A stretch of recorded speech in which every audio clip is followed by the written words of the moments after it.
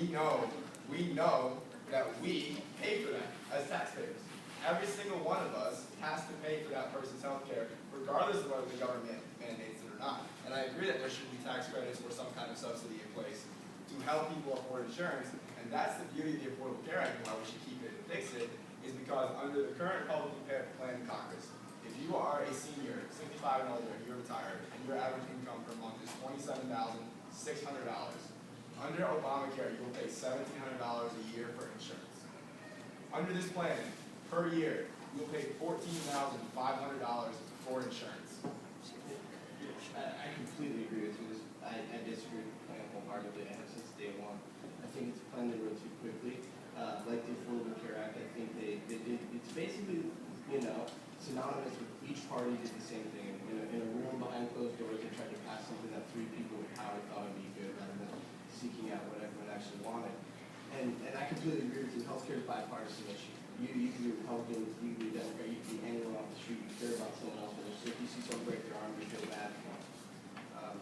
When you go to the hospital right now, you break your arm, you can go, you can get care. That's not My apologies, that's time. That's time. That was 5 minutes. So we're actually going to move on. I think this is a very good segue as we're going to be discussing poverty in the United States. So West Virginia is the second most impoverished state in the United States. It's been true since the Johnson administration, with President Johnson's Great Society specifically aimed at ending poverty in regions like West Virginia. Statewide, West Virginia currently falls 18.5%. I can't speak. West Virginia currently falls 18.5%, falling below the poverty line. Alex, say it, please. Okay. You also have Baltimore, Maryland, which is where I'm from, is the poorest city in the United States with an unemployment rate of 7.4%. Additionally, approximately 25% of the city falls below the poverty line. So for this next question, we'd like to have you guys take into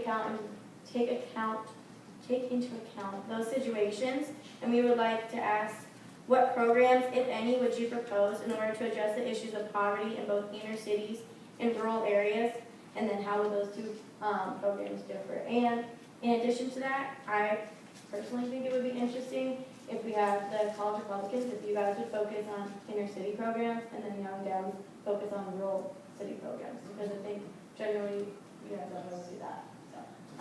But again, that's at your own discretion, and Yeah. we're actually going to go in reverse order this time. So Randy and Zach, we're going to start with you, and then bring, Jeff comes in. Okay, so we're going to have the Democrats focus on the rural issues. Probably something we could have done a little bit more in the last election. So one of the biggest things, I know, kind of deep, right?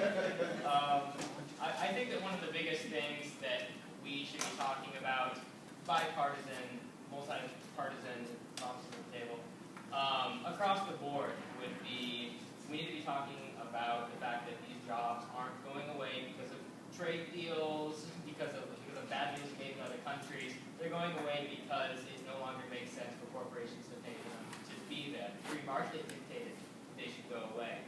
Ironic as that is.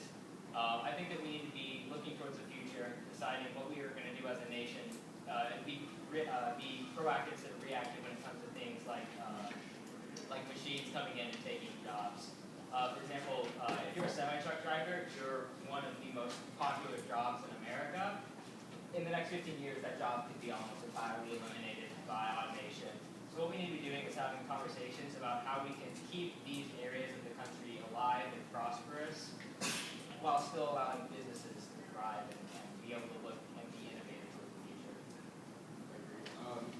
So I think that what we talked about when we see poverty in rural areas, I'd like to talk about the opioid epidemic too much of that. That's a whole different issue. I think something that we can all agree on is that an infrastructure package that really invests in our nation's, I don't want to talk about roads, bridges, I want to talk about like real infrastructure like sewer systems, power plants, the real infrastructure that needs to get done. That would create not only potentially millions of jobs and economic output, but it disproportionately will connect rural areas with more economic centers that are currently on the upswing and allow them access to institutions that they might not have right now. I think the decline in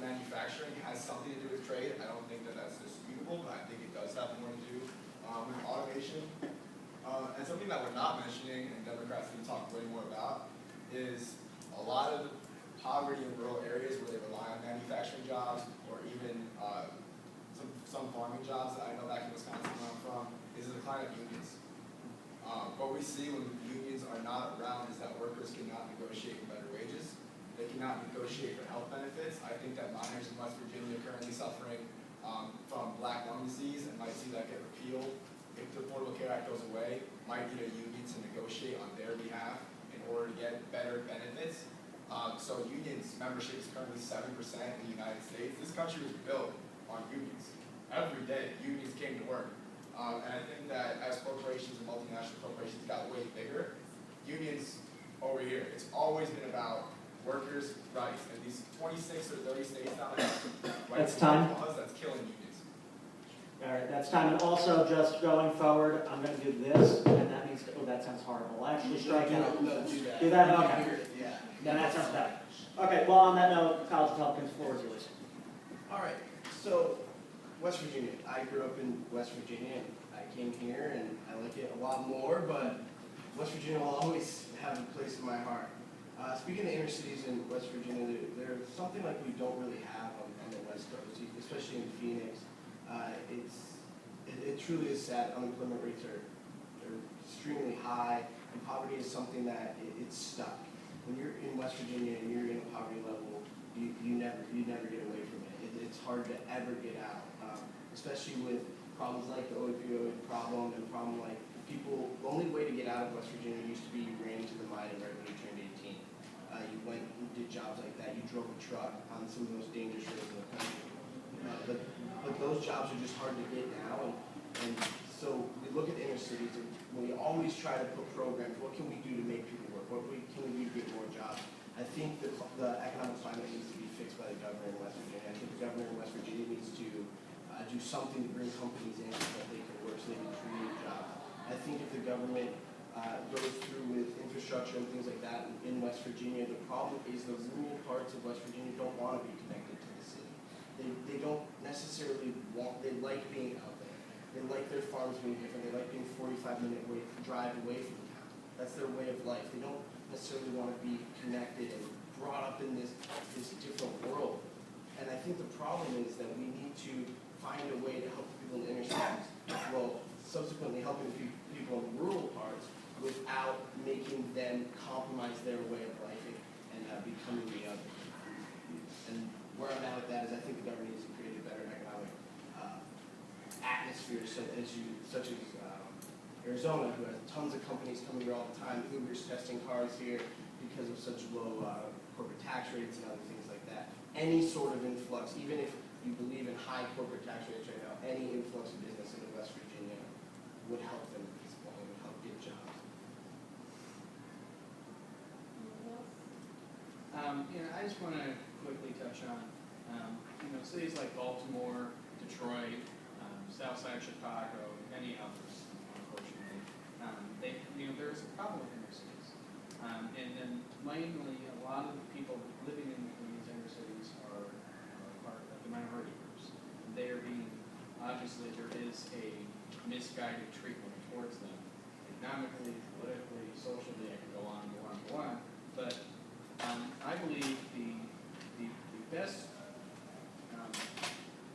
body, the people who really help the people in those cities are the people who govern those cities, mayors, city councilmen, and also the governors of that state in which those cities are in. Even though I might not agree with so going off what Alex said about Uber and Lyft and all these organizations coming to Arizona because they have low regulations, that is how you cure poverty. You have to eliminate things like regulations, which incentivize businesses to move to other states or move out of the country. Because when we have the highest corporate tax rate in the world right now, and that really is horrible in terms of relieving poverty because these businesses will want to move out of countries where they would have lower corporate tax rates. And Lyndon B. Johnson's Great Society, in my opinion, has failed. I think the poverty rate has been completely stable ever since the inception of those programs. And I think if you want to get people out of poverty and into the workforce, minimum wage laws are a major deterrent to that. I understand that there are been certain cases where minimum wage laws have helped, but a lot of times it hurts teen employment the most. It hurts people who are currently dependent on the government, who need to escape into the workforce. And when you start raising the price of a worker, it makes it very hard to, for employers to hire them and to essentially improve the economy there. Yeah, and also, when I think about poverty, I think about two big issues that we can focus on. Education being one of them, education reform primarily, because I think that a lot of these things come from the root of a lot of these problems are people who don't get a good education in their schools. And a lot of that is due to a deeply rooted segregation in neighborhoods that ends up having people go towards the wrong kinds of schools, towards schools that are generally being given less funding because of the neighborhoods they are. And so I think that's very much deeply rooted in our bad history. We still have to move past that and continue with the education reform. And also, I think that the war on drugs has also contributed a lot to this with poverty because, especially with mandatory minimum sentences, a lot of people, if you have even as much as an ounce of marijuana on a person, you can be put in jail, sentenced up to 30 years in prison, and labeled a felon. And then once you get out of prison, you're expected to contribute to society again. But when you got that felony label on you, it's very, very hard to get a job and be reintegrated into society and get a job. And a lot of the times these people they end up getting almost their entire life again because they had a non-harmful substance on their person. I think one of the really great things we could do is taking a good look at and rebuilding the drug law that we have that's largely failed. And then, yeah, so we're gonna open up the session. Okay. I agree a lot with what David said, is that, the main causes for the inner city problem is the war on drugs, is the inequality in education, and many other things. But, this might, I think I'll go into whether maybe we give it to education. But school choice is a big one. We should, people in those communities should be able to choose which school they go to. It's called public education for a reason. Choose, where they want to go to public school. And even down the road, the next town, this is a railroad track. Right over, the schools are a lot better and a lot more equipped to handle those people. And regulation does play a little part in that. Maybe in Detroit, in the auto industry, they got too big with regulation, and also the unions could play into that.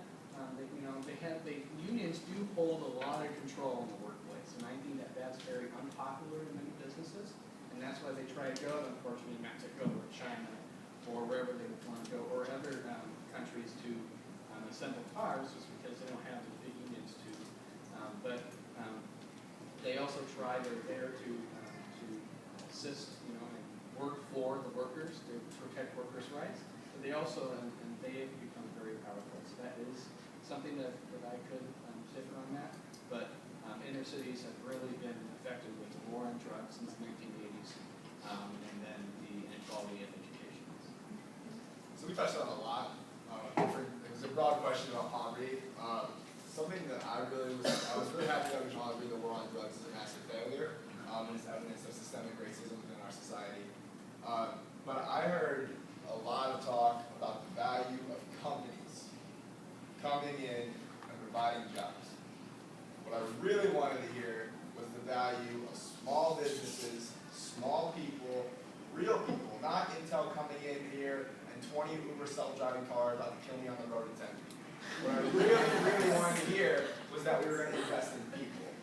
As far as the corporate tax rate, it's a very misleading statistic, and you know it. Companies like GE pay 0% every year in taxes. There are massive tax havens all across this world. People get to hide their money from the government. We know that these are real problems in our society. As for school choice is the biggest scam that ever hit the United States of America. And I know that's contentious, and I'm a contentious person, but I know that it's a pipe dream, right? It's the idea that if I live in inner city Chicago, and I'm right in the middle of the city, that just because there's a shining city on a hill 5 miles away, and I'm 8 years old, and my mom works 3 jobs, I'm supposed to have access to that school, or I'm supposed to even have access to a computer or internet, or the knowledge that that program exists, and I can apply for here in an ESA. And even then, we know that ESAs in Arizona in particular don't cover the full cost of a private school education. So we're subsidizing rich white people to go to rich white schools where there's no black kids, and so suddenly their scores are incredible, and there's no one who's disabled because they get to pick and choose, and so suddenly we have these amazing charter schools, and I bet that they do great work. I bet that those teachers really care about their kids, but I bet those schools would be a lot more in line with public schools, and they had to take kids that look like me. And that's all I got. Well, I'd like to, Julie's first point about smaller businesses, I completely agree. As we noted about our corporate tax, it's 35%, which is incredibly high. And, of course, the corporate tax, of course, ends up ultimately getting passed on to us, the consumers, because the businesses aren't really going to pay that. They're going to just up the prices and take the money from there. Also, the corporate tax, as Randy alluded to as well, can very easily be avoided by the bigger companies. Like even in December of last year, Apple was in the news for trying to evade their corporate tax because they have income from across the entire globe. So they were trying to put most of their corporate tax under countries, other countries where it's a lot lower rate. So the corporate tax ends up really only hurting the smaller businesses that can't use that loophole because they're not in that entire globe. I think that if we were to lower or preferably just completely abolish the corporate tax, it would significantly help our smaller businesses grow and thrive, and it would also allow a much better environment for people to create jobs and grow those entrepreneurial businesses. I completely agree with you that small businesses also need to help out. What I'm saying is we need the most amount of jobs in the quickest amount of time to change poverty. A corporation can offer thousands of jobs, what is a small business? Oh, I have something more to say about that, because I'm regards to school choice, may I? Well, what's actually Give good like 30 seconds. is, well, no, what's good is that's the next time. This is the next one. That's the next topic, don't worry. Yeah, so don't worry. We knew this would happen, don't worry, we planned. So, next topic, we're gonna talk about Assyria. No, I'm kidding. So, pretty much, just get right into it, because I know you guys have a lot to say. If you were appointed Secretary of Education, what specific policies would you suggest in order to improve our education system? And how would your policies differ from or coincide with those suggested by the current administration? We'll let the college Republicans go first. We're then going to go to the Young Americans for Liberty, and then we're going to finish up with the Young Democrats. You mean nationally?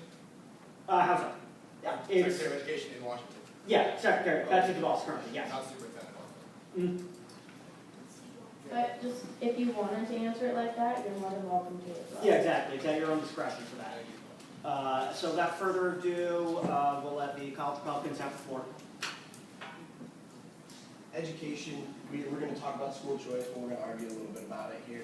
I want to start off and say something really big about school choice. If I was Secretary of Education, I would create a competitive pay structure. That'd be the number one thing I do. We pay our teachers, what, $30,000 a year. They have to get a 4-year education. Makes you not really want to be a teacher anymore. My mom's a teacher.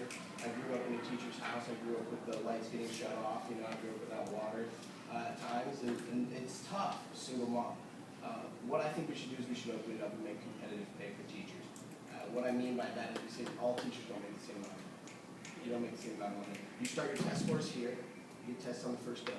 We can argue all day long on what that test is going to be. Is it a standardized test? Is this test going to be here? And it's not about how high the score gets. It's about how much they grow. How much does that class grow? Does that class grow 13%?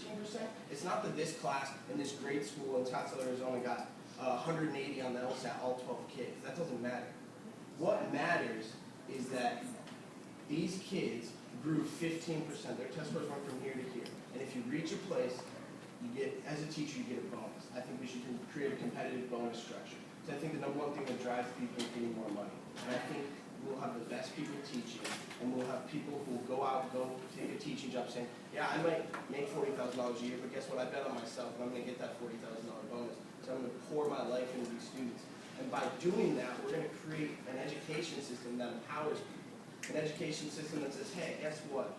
You know, this class did this, and now other teachers are looking and saying, wait, Mr. Williams just made $80,000 a year teaching the same subject I did, and I made $30,000 a year. What if I work a little harder? What if I pour into my students more? What if I help them study? What if I do this for them? And And I think that that's the problem. Is too often in the education system, you get out of college as a teacher, you go there, you make $35,000, you get beaten down by the bureaucracy, all the meetings after school, the long hours. I know they get summer off, but they also work 7 a.m. to 3 p.m. and then they have to grade papers till 10 p.m. every night. It's not a fun job. It's a job that you love, but it takes it out of you. And in a 15-year career, your salary goes from $35,000 to $45,000, right? A cop, firefighter, other government jobs, postal service worker makes more than that, doesn't require a degree. And yet we're paying our teachers absolutely nothing, and it's sad. So before I think we even talk about school choice and what we do for de facto or de jure segregation, or whatever we get into, I think the number one thing would be competitive pay. And I think if you do that, you empower teachers to be the best versions of themselves and go out there and compete at the highest level, just like athletes. I think we're going to have people who are going to compete for the biggest and the best salaries. I think they're going to be able to then benefit the classroom like it's never been benefited before. You know, and with 3 seconds, so wait till we're I second that. Yeah, I agree with that too. I think Alex hit the nail on the head. As a libertarian, generally we want to cut a lot of funding because we definitely want to devolve a lot of things to the private sector. And probably a thing that I have that would make me probably a little on top of it with a lot of other things, but I do think that we should actually increase spending on education, but not to control the type of education that we teach or control what policies we're teaching in the classroom, but rather just to focus on making schools more accessible, truly more accessible to everyone in every single neighborhood, and also allowing more control to the states regarding education rather than trying to centralize it all, because one size does not fit all, especially for education. You have to take into account all the different factors that people in different states encounter. Okay, so I owe $10,000 to the Department of Education. Young Americans for Liberty still have the floor for another 2 minutes, unless they exceed their time. Okay, why don't we do that as the ending portion? Yeah. Can we add it to the discussion? Yeah. 2 minutes? Yeah, sure. Something we can all agree on. We're good, David, right? David, you stopped, right? Yeah. Okay, apologies. Like I said, I should be the first person to say get rid of the DOE because I owe $10,000 to them, and it's only going to go higher the more education I get. But I'm not going to do that because I think it serves a vital role in our federal government. I think that what we should be doing about first the college affordability issue is college should be affordable. That should not be a wild claim. The question is how we go about it. I think that if I was the Secretary of Education, first I would have gotten there on merit on what I did in education. I would have bought my way there. The second thing I do is I would really want to do an overhaul of how I want to revisit some of the legislation that was passed in the 90s that made it so that tuition skyrocketed. You can no longer default on your student loans like you would any other loan. It's the only loan that followed you into the grave when they passed it. Secondly, I just want to talk a little bit about Alex. I disagree profoundly with the pay structure idea, and I just want to say I don't think there's any teacher out there that isn't already giving 100%, and to imply that they could give more if there was money in it for them, I think is profoundly insulting to them. And I just think your mom's a teacher, and I've been influenced by some really good teachers, so I think you can agree that teachers are some of the best people in our lives, but I don't think that an extra $10,000 a year is going to push them any harder to do any more for the students that they care about. I think we should be paying them more for what they do in this state and nationally.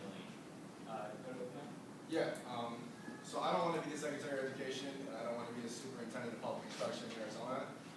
Let's go to school board. We got a school board member here, Kiana, I see you, but how about Tempe Elementary? How about Roosevelt? I worked at Roosevelt School Board last year. I worked on race there. Teachers there are paid $37,000 a year for taxes. The average kid in Roosevelt schools is so much disproportionately more poor and more brown than schools in the rest of the state. We have seen education funding here slaughtered over the past 10 years. And it's reduced access to a quality affordable education from K through 12. That is an indisputable fact that here in Arizona we are almost dead last in school funding. So it forces people like Kiana, people like Lawrence Robinson, who I ran the race for last year, to pass what are called budget overrides. A budget or bond override is where the school board asks for a certain amount of money for capital improvements, teacher pay increase, whatever it is. And a school like Roosevelt has to go and ask a neighborhood, where the reason the school funding is so low is because there's no jobs. The average income is around $35,000. And they have to go ask for more money for the public schools because the state refuses to fund them. So how is my kid supposed to get a quality education if the state refuses to fund it in the first place? Much less, how is a teacher, I know teachers in that district, how are they supposed to get out of bed every single day All right, that and is fight even harder than they time. already fight for their kids? That I is don't time know. for this portion of the discussion, and we now have 7 minutes, and I'm sure you guys will have a lot to say. So, just gonna go right ahead. Okay, so just elaborating on my school choice, I wasn't necessarily, the program of school choice, just able to choose where you go to school, no matter where you live. You can't do that in the public school system because you have school boundary lines. You cannot, and so and the tie-in with the with school funding, you could argue there's an issue with school funding from the state. You could argue that this is an issue with school funding from the federal government. But in another state and some other states, there's a lot of power to certain school boards. They have a lot of power. They have the sole power to give their money out to what they have in their district. I'm a guy who came from Dysart School District. Every other year, it seemed like it had to do a budget override, and every other year it was always very, very close. Or the most recent one that I knew about it didn't pass is because it's a high retirement community out there, and they don't want to pay for higher taxes to be able to pay for. And I think that's a problem. So the structure of allocation of funds to public school districts should be altered and or changed. I think the state has the power to do that. With regards to college education or higher education, I work for Maricopa Community Colleges. I work with student loans directly, and our default rates are a problem. Our student loan our directs are our student loan problem. Our student loans are a problem. The rate for default is astronomically huge. It's only going to get bigger. The cost of education is, unfortunately, we all know that by next year ASU will raise tuition, and I think that is ridiculous. That should never happen. And the quality of education is not really changing if it's going backwards. Jump in, teacher. Yeah. I was going to talk about, you said a new school funding formula. How about equitable school funding? How about school funding where we acknowledge that if we're not going to grow the pot of school funding because Doug Ducey doesn't want to, or the State House Republicans don't want to, then why don't we start moving money to districts that need it the most? If you think that Scottsdale needs as much money as South Phoenix does, I want you to come with me next summer and knock on 20,000 doors and talk to people whose kids go to a terrible school because there's no money. And then we have people trying to cut even more money. This session, I don't know if anyone pays attention to the state legislature, but there was a bill that was going to cut all desegregation funding from 20 school districts in Arizona. So